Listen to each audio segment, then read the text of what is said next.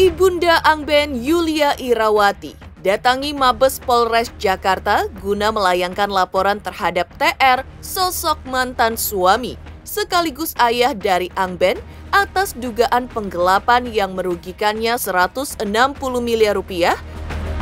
Bagaimana perasaan Yulia Irawati saat harus melaporkan mantan suaminya sendiri terkait kasus dugaan mafia tanah yang sesungguhnya telah terjadi sejak tahun 2013, bahkan pernah mengupayakan jalan perdamaian, namun temui jalan buntu?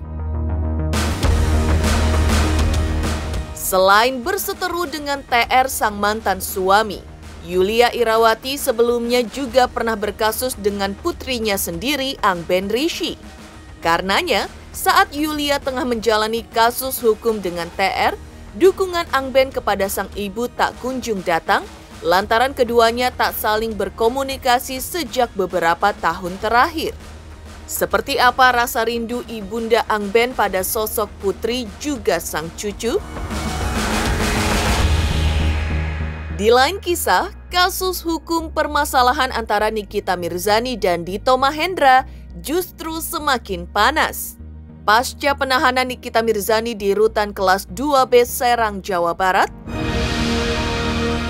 lalu dilanjutkan dengan permohonan penangguhan penahanan yang dilakukan tim kuasa hukumnya.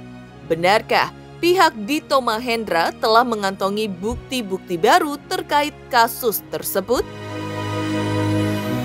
Pemirsa, bersama Intens Investigasi, kami hadirkan kabar terkini, terpercaya dan teraktual. Namun sebelumnya, jangan lupa untuk like, subscribe, dan juga share channel YouTube ini.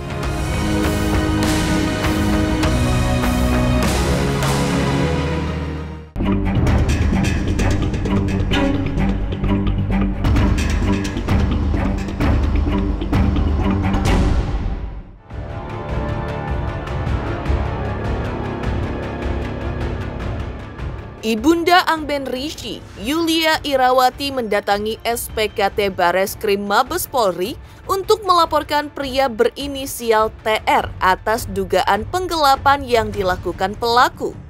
Yulia mengaku menjadi korban dari praktik mafia tanah yang dilakukan mantan suami sekaligus ayah dari putrinya Angben.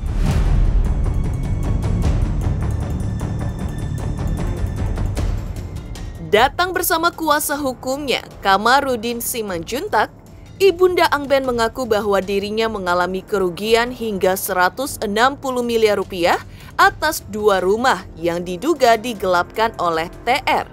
Seperti apa perasaan Yulia Irawati saat harus melaporkan mantan suaminya sendiri terkait kasus dugaan mafia tanah?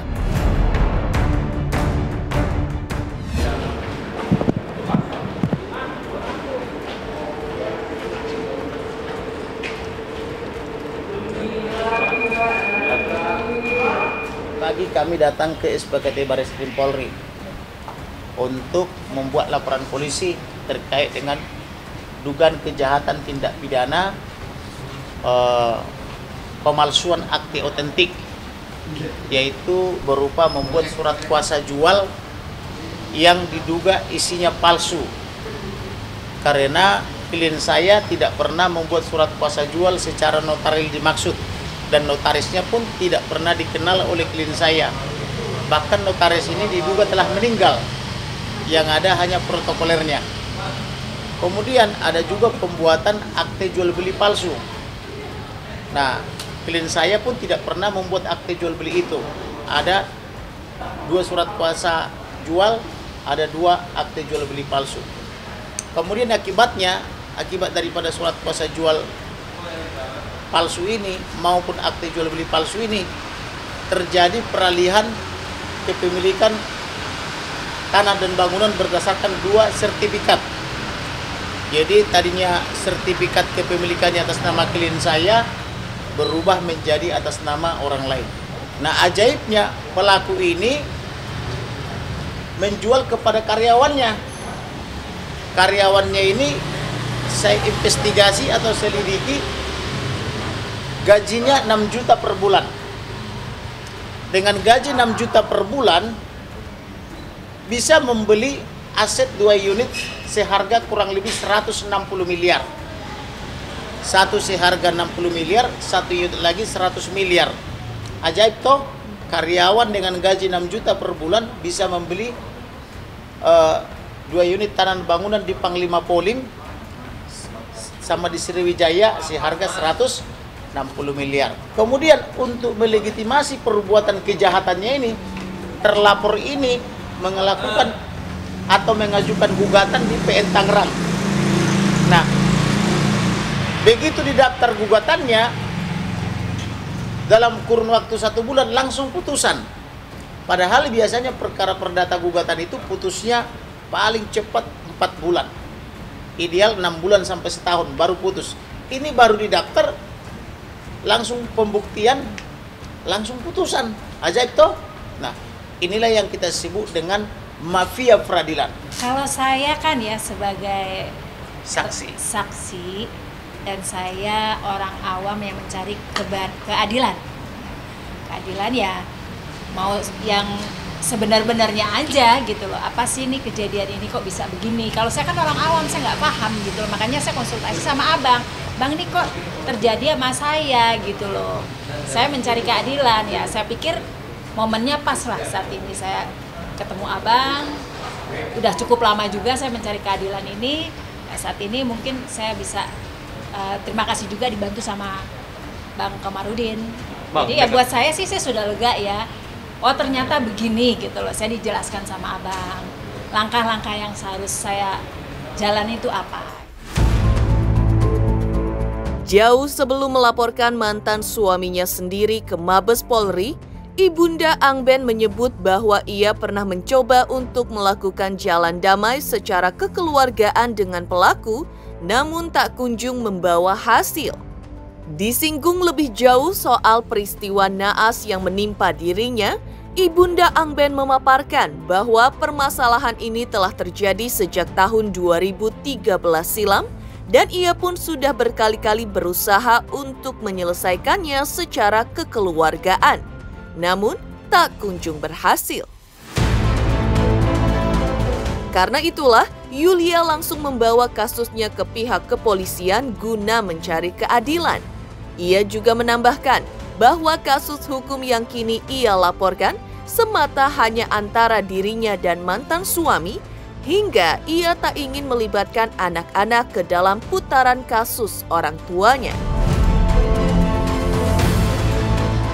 Hikmahnya adalah saya sabar untuk menunggu ini dibuka seterang-terangnya melalui abang. Saya ngalamin ini di 2013. Saya berharap ini bisa selesai secara kekeluargaan. Kita kan lebih baik selesai baik-baik ya. Tapi ternyata saya mengalami jalan buntu. Sudah, saya konsultasi sama abang. Ya saya nggak mau mendahului ya, biar aja bapak-bapak nanti yang periksa deh, penyidik biar nanti yang mendalami, dan abang saya melaporkan aja, nanti kan mereka. Kalau saya tidak pernah mau melibatkan anak-anak saya secara langsung ya, karena itu kan anak-anak mereka nggak ngerti apa-apa ya gitu. Ya sebaiknya kita orang tua aja lah, secara bijaksana menyelesaikannya.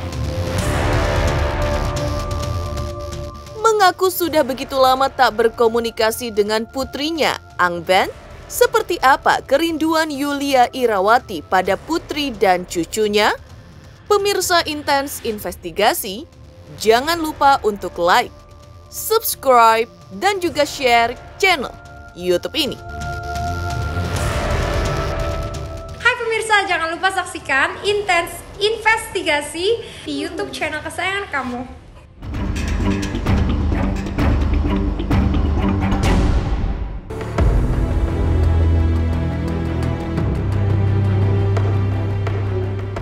Kemana Angben Rishi saat kedua orang tuanya berpolemik? Ternyata terungkap bahwa selama ini antara Angben dan sang ibu tak pernah terjalin komunikasi. Hal ini terjadi lantaran perseteruan antara Angben dan Yulia yang bergulir panas bahkan sempat berujung ke ranah hukum belum juga usai. Kesedihan dan amarah Yulia serta air mata Angben mewarnai kisah yang terlontar dari dua versi yang berbeda antara ibu dan anak beberapa tahun lalu. Angben sempat mengatakan bahwa ibunya telah melakukan dugaan tindak kekerasan dan memaksakan kehendak atas jodoh hingga membuatnya terpaksa pergi dari rumah. Sementara sang ibu mengaku sangat mencintai putrinya hingga terus mendoakannya. Angben pun akhirnya menikah dengan Adli Fairuz pada Maret 2020 tanpa didampingi sang ibu.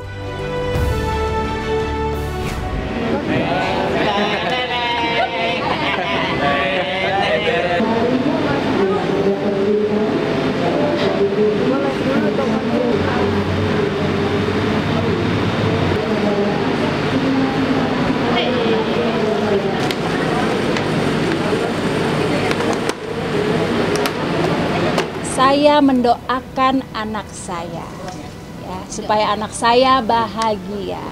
Kalau saya dibilang dia tidak datang meminta restu gimana? Kalau dia datang dulu kepada saya kan ibunya, masih hidup loh saya. Orang sudah meninggal aja, datang ke kuburannya. Kita kan orang timur, harusnya datanglah kepada saya, ya. Mama kangen Anggebin. Mama sayang sama Anggebin sampai mama mati.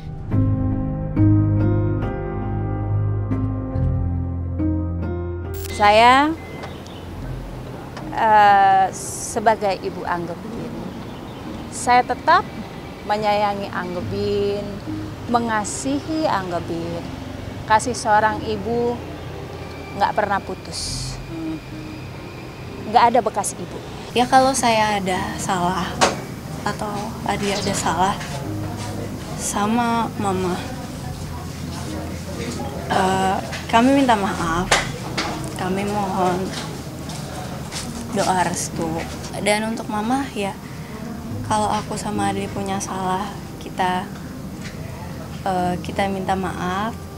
Ya kalau ada yang memang kurang, kita juga minta maaf. Ada salah kata, salah apa, kita minta maaf.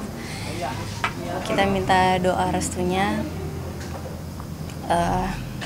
Ya untuk mama ya, aku sama Adi terutama Anggebin itu selalu sayang sama mama. Adli nggak ada komunikasi. Ya seperti ini nggak ada komunikasi karena tante nggak mau juga nanti kalau tante memulai komunikasi nanti dikiranya tante mengganggu. Jadi tante pikir ya udahlah biarin aja toh, yang penting mereka bahagia kan. Yang penting doa saya ya orang tua pengen lihat anak bahagia udah cukup. Untuk saat ini lebih baik nyamannya gini kali, mereka juga kan tahu saya ya, tahu rumah saya, harusnya bisa datang lah. Orang tua pasti kecewa, cuman kan situasinya ya seperti ini ya udahlah gitu. Oh saya kan melakukan hal yang baik, bukan hal yang tidak baik. Nah, saya rasa dia sudah dewasa ya, tahu mana yang baik, mana yang benar, mana yang salah, itu aja sih. Saya ucapin ya semoga dia selalu sehat, bahagia gitu. Tak hanya putus komunikasi, Yulia bahkan mengaku belum pernah sekalipun bertemu dengan sang cucu tercinta, Ardashir Behpus, buah hati dari Angben dan juga Adli Fairuz. Namun, Yulia sebagai ibu tetap mendoakan yang terbaik untuk Angben dan keluarga. Ia pun masih optimis bahwa suatu hari nanti hubungan keduanya akan kembali pulih dan ia dapat bertemu dengan cucu tercintanya. Sebagai seorang ibu pasti rindu sama anak, apalagi dengar punya cucu ya saya pengen dong lihat cucu saya.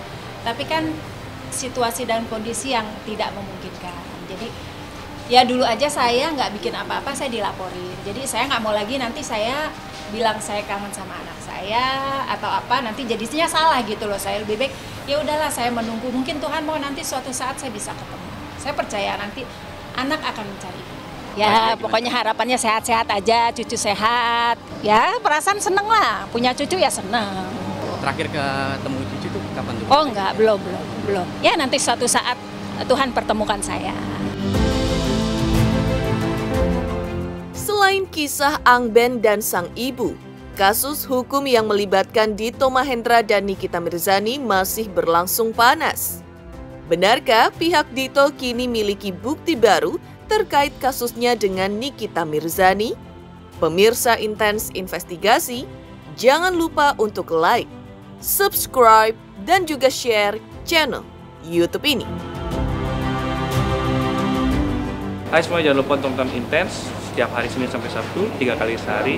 Jangan lupa like dan jangan lupa subscribe.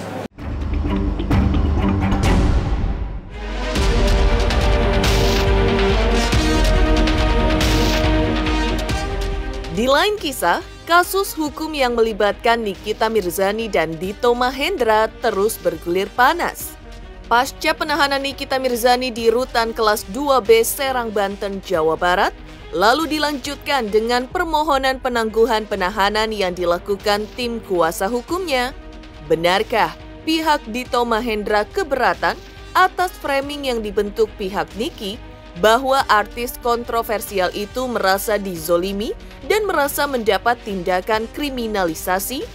Benarkah pihak Dito telah mengantongi bukti-bukti baru yang lebih menguatkan terkait kasus tersebut? Jaksa tidak mungkin menahan seseorang dan tidak mungkin menangguhkan permohonan penahanan seseorang kalau tidak punya argumentasi hukum yang kuat. Dan kesempatan ini juga perlu saya tegaskan, di luar sana sudah dibuat sebuah framing seolah-olah Nikita Mirzani itu dizolimi, dikriminalisasi. Itu kan informasi yang sekarang sedang dikriminalisasi. Itu kalau orang diproses hukum, ditahan, dipenjara, dicebloskan ke tahanan atau diproses hukum tanpa dasar hukum, tanpa alasan hukum yang kuat, tanpa bukti, tanpa tuduhan yang jelas. Nah, itu kriminalisasi. Ya, sekarang ini era terbuka. Sekarang ini semua serba transparan. Saya tidak percaya dan saya tidak yakin bahwa penyidik-penyidik kita itu atau aparat penegak hukum kita itu melakukan kriminalisasi. Mereka sangat profesional. Mereka melakukan tugas dan tanggung jawabnya sesuai dengan KUHAP. Dan itu sudah selesai. Jadi jangan juga di-frame seolah-olah ini Nikita Mirzani dikriminalisasi. Tidak. Yang menghukum Nikita Mirzani adalah perbuatannya sendiri. Coba, kalau Nikita menggunakan medianya secara bertanggung jawab, tidak mencaci maki pihak lain, apakah ada orang yang mau melaporkannya ke pihak kepolisian? Kan tidak. Artinya yang menghukum Nikita Mirzani itu sebetulnya perbuatannya sendiri yang melawan hukum. Tidak ada seorang pun yang bisa diproses hukum tanpa melakukan apa yang kita sebut tindak pidana. Demikian pemirsa kabar terkini, terpercaya dan teraktual yang kami hadirkan hari ini. Saksikan terus Intens Investigasi setiap Senin sampai dengan Sabtu, tayang 3 kali sehari, yaitu pada pukul 11 siang, 3 sore, dan 7 malam, tentunya hanya di YouTube channel. Dan pastikan jangan lupa untuk like, subscribe, share, dan juga komen channel Intens Investigasi.